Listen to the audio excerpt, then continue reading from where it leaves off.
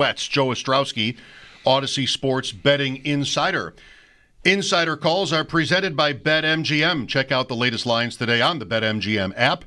And be sure to check out Joe's show with Sam Panayotovich weekday mornings on the BetMGM network and the Bet 1520. Joe, how are you?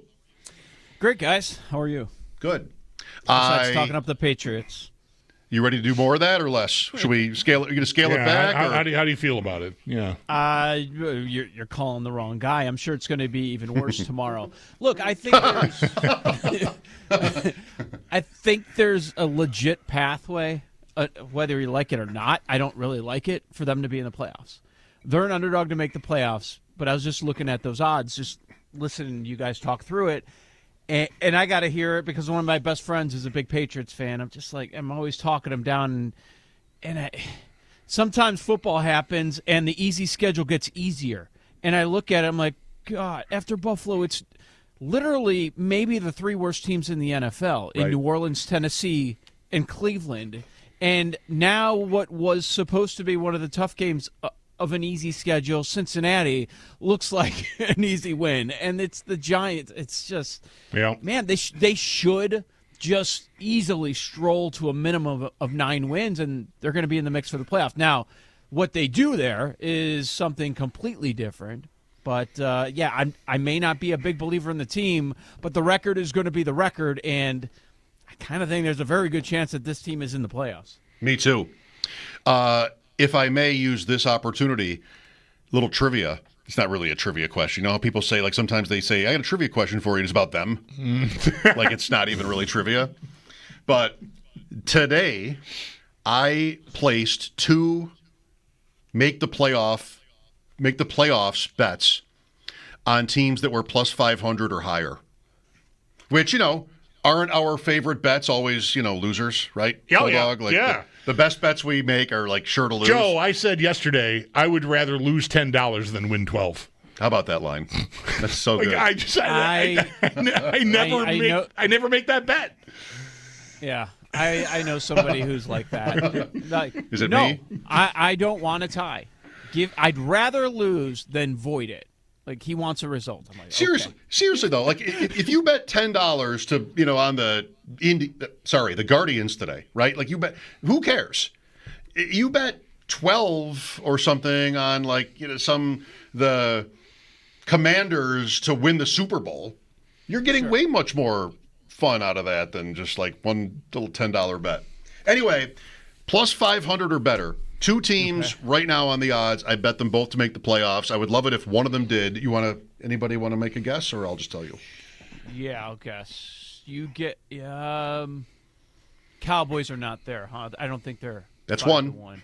Oh, it is 1. Cowboys. Yeah. Okay. Green Book, Joe.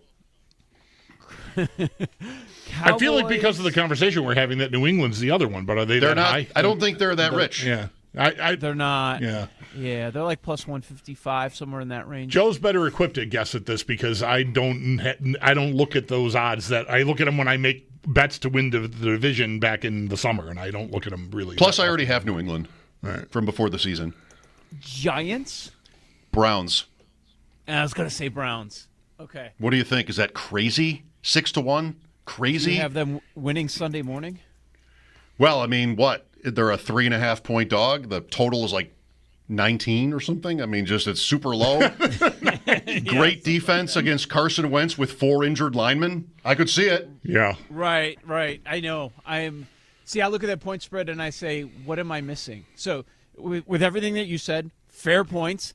I say Brian Flores bringing pressure against a quarterback who hasn't taken a snap in the NFL yet on national TV in his first spot, right?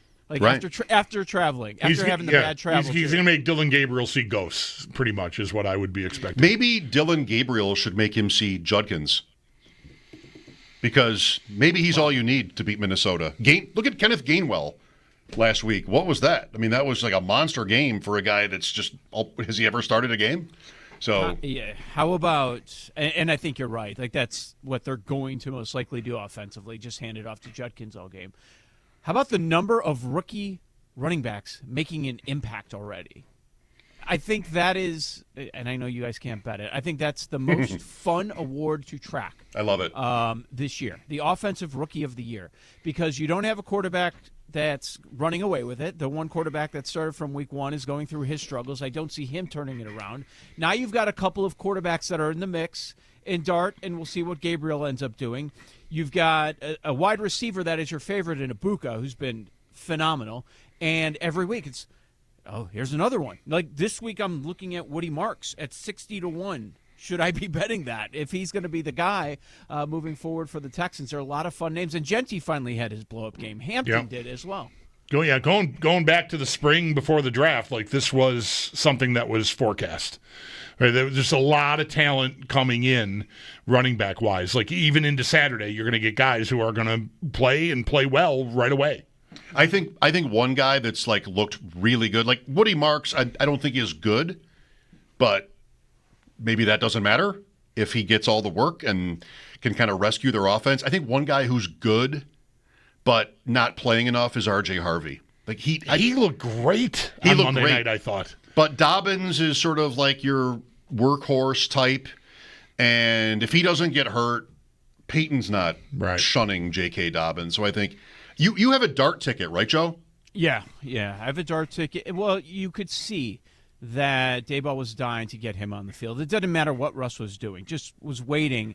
And so, yeah, he had the big game, and then the number got bigger and bigger. And the week before he decided that Dart was going to play when Russell was awful, it went back down to 35-1. You knew this guy's getting on the field very soon. He's trying to save his job, and Russ wasn't going to get it done. So, yeah, I've this, maybe I have too many. I have a Dart ticket. I have a Judkins ticket, and because once he got out there and he took 18, he rushed it 18 of their 19 times from the backfield. I'm like, oh yeah, this is going to be the guy.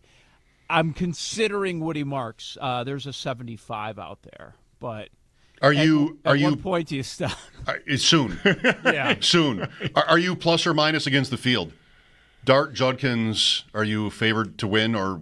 I don't have. Well, Dart is about the third favorite. He's almost the same odds as Hampton, but I don't have a Buka or Genty. Okay. So those are the top two. You're probably like 1 in 3 to win. 1 in 3, maybe better than that. Maybe 40% to win, something like that. Scatterboo doesn't get credit, right? If the Giants do anything, it's all the quarterback. Good point. Like that's interesting, and he got tons of volume last week. Didn't really amount to much, but he got the ball all day in that game, and they never trailed against the Chargers. By the way, I also bet Dallas to win the division at plus 2,200 because I think Philadelphia is actually bad. You love that tie, huh? I think Philadelphia is actually bad. Joe, just honestly, how much do you enjoy doing a weekly show with two guys who apparently love to lose bets? Hey, there's a daily show like that. It's fun. It's fun. We got the Cowboys and the Browns making the playoffs. Although, listen, yes. I'm self-deprecating. Put that aside. Do we have a long shot tight end touchdown for tonight? By the way, we're riding a streak of 2 weeks in a row. Joe. We gotta find a guy for tonight. Who's playing in this game? It's got to be Tonjes. It's going to be awful. Who is this? It's got to be Jake Tonjes, who I think is their starter, and his odds can't be super great if everybody else is hurt. What? How do you spell that? Tonges. Listen. We hit on Jackson Hawes. Bulldog, thank you so much for remembering this. We hit on Barner. Joe wouldn't even respond last week. He's like, oh, my God, this freaking guy. First touchdown of the game, too. First touchdown of the game. Right. Unbelievable. Tonjes, I was actually at a baseball field, so I missed the whole thing. Tonjes has been scoring. He's their Kittle right now. He's plus 425 for a touchdown. Oh, baby. I mean, how much easier does money get? How much easier does it get to make money than that? So San Francisco will score a touchdown tonight. And it's going to be Jake Tonjes, who is perfect for this little bit. What do you want to do with this game, Joe, while we're here? I mean, it's the number, I think I saw 7.5. So many injuries, but it's a division game, and it's a Thursday, and, I don't know. That number seems a little scary to me. And it's now 8.5. Okay. There are some 9s. What I want to do with this game is now I wasn't considering this earlier in the week. Now you want to bet Tonjes. There's Tonjes is locked in. We have to do that. I mean, do we want to do 3 weeks in a row where you regret it. Like, come on. I mean, you have to. Feel like now I have to consider Rams for Survivor, and I didn't want to do that. Oh, right. But now I have to. If you want to save teams like the Lions and the Bills, which I do, you have to look at it. What are they down to who's the number one receiver for San Francisco? Demarcus Robinson, revenge game. Demarcus Robinson, Bourne, who was and cut Bourne this year. Yeah. Yeah, I mean, that's how bad it is. I don't want to do anything with the side. Here's one angle. Will Brinson brought this up on our show this week, and I thought it was kind of interesting. If you're into narratives, which I think some people bet into, Devontae Adams grew up Palo Alto. Look at him against the Niners. The numbers are staggering. 5 regular season games, he's averaged 127 yards per game. In those 5 games, he has 7 touchdowns. Couple of playoff games, he averages 114 yards per game in those. His prop this morning when I looked was 54.5 yards. So wow. Devontae could be something there.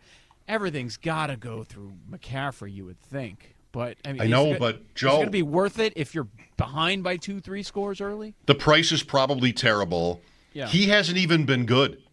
No, Like he's getting the ball constantly. It's ironic. Like he's the one guy who's not hurt, but he hasn't even been good. I'll tell you one more anytime touchdown bet I will make tonight is Corum for the Rams. Because for the first time since Kyren Williams, they're taking him off the field. Like they're using Blake Corum from Michigan, running back. Mm-hmm. Yep. And it's got to be at least plus 250 or something, I bet. I don't even know, but I did think that was kind of interesting that the 2 most popular prop bets for tonight are on backup running backs. uh-oh. The room? Am I in the room now? You're in the room. Uh-oh. The number one bet is Brian Robinson Jr. over 17.5 rushing yards. Don't like it. And number 2, Corum over 30.5 rushing yards. I'll just take the touchdown. His touchdown number is plus 280. I see right now. I don't want to be in the room, Joe.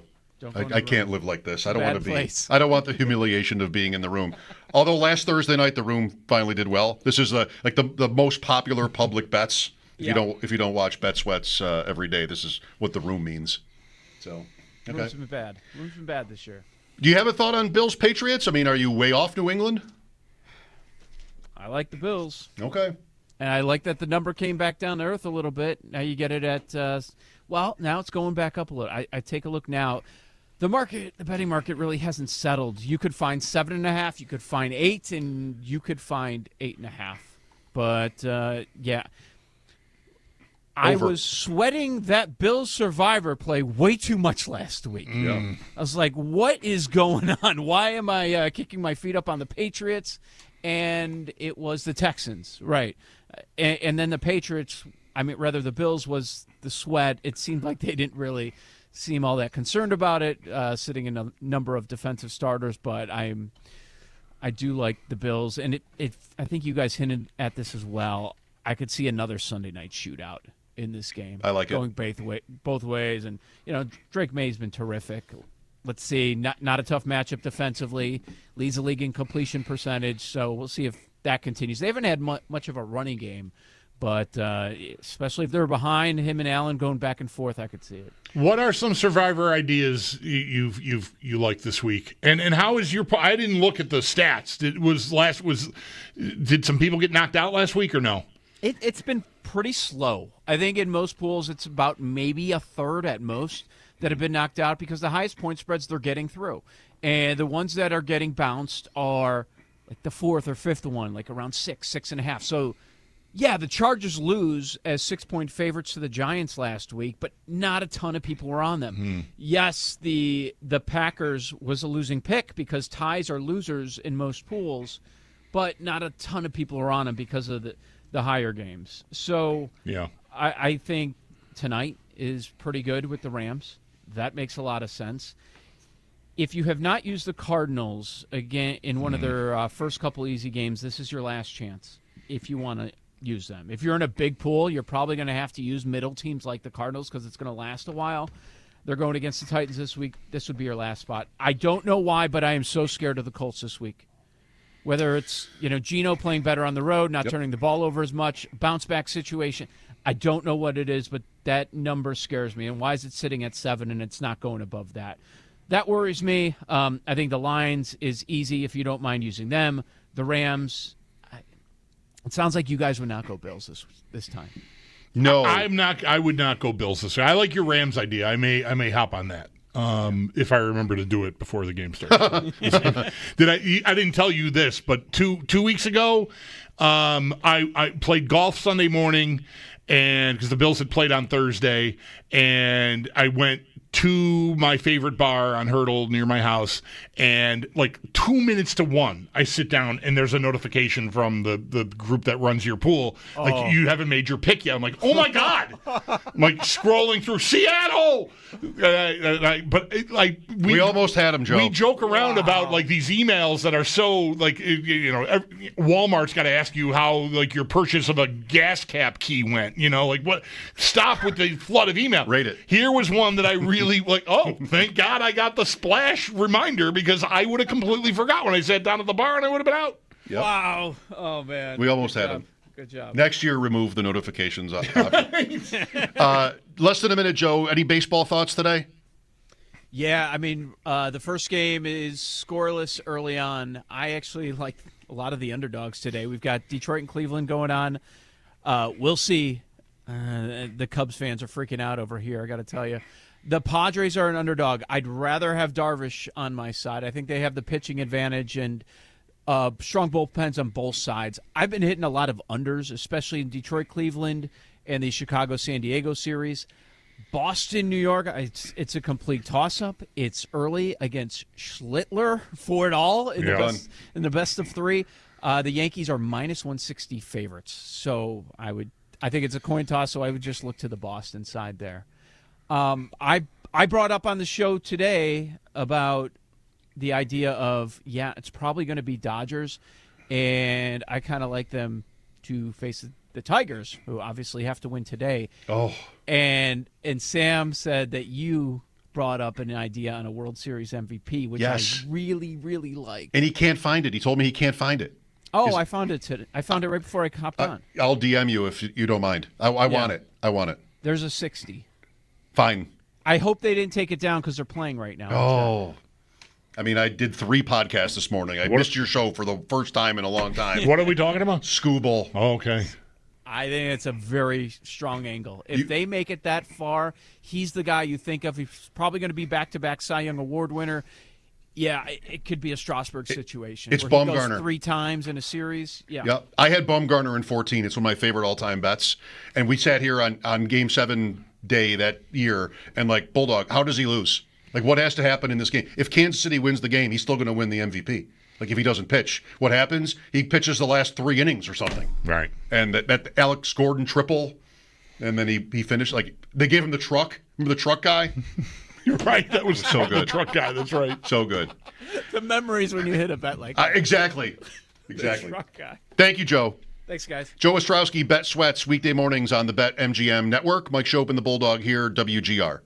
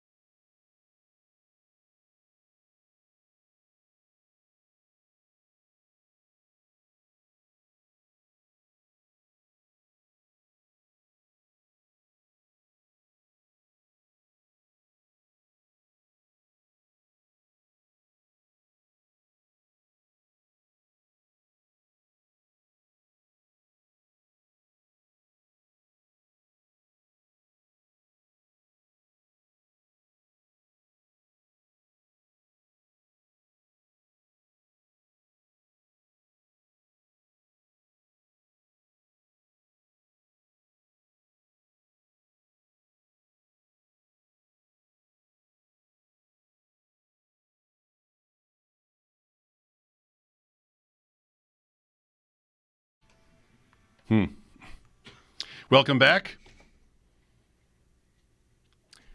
Mike Giardi next. Boston Sports Journal on the Patriots. Sal Capaccio later on the Yankees.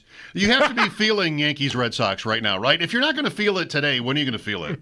Right. It's been I have thoroughly enjoyed this. I was not super invested in Boston getting to the playoffs, but these two games have